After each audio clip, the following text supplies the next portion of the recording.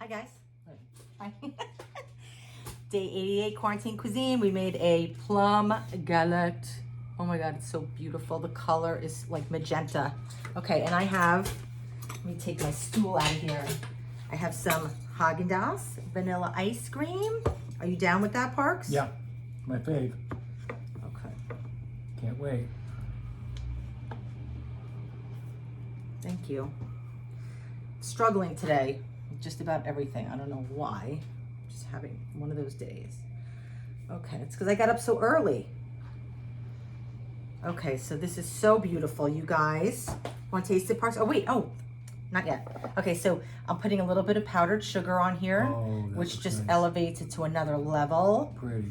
Okay. Yep. Oh. I know. And a couple of sliced almonds on top.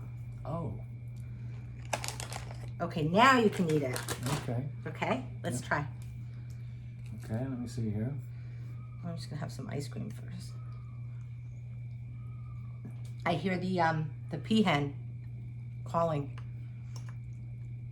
I do too. Neighborhood peahen. As she walks our streets. Mm. Wow.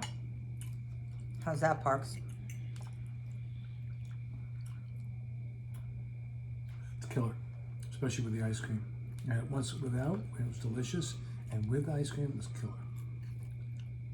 Fantastic. Wow. Can you do these with any fruit?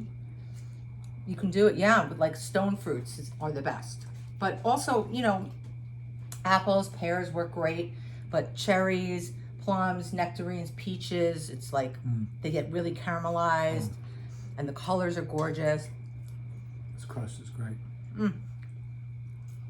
All right, guys. Wow. I know we didn't have a lot to say, but I can't stop eating. It's so good. That's fantastic. You can try this at home. No problem at all. Seriously, it's so easy, you guys. Day 88 quarantine cuisine. Thanks for coming in.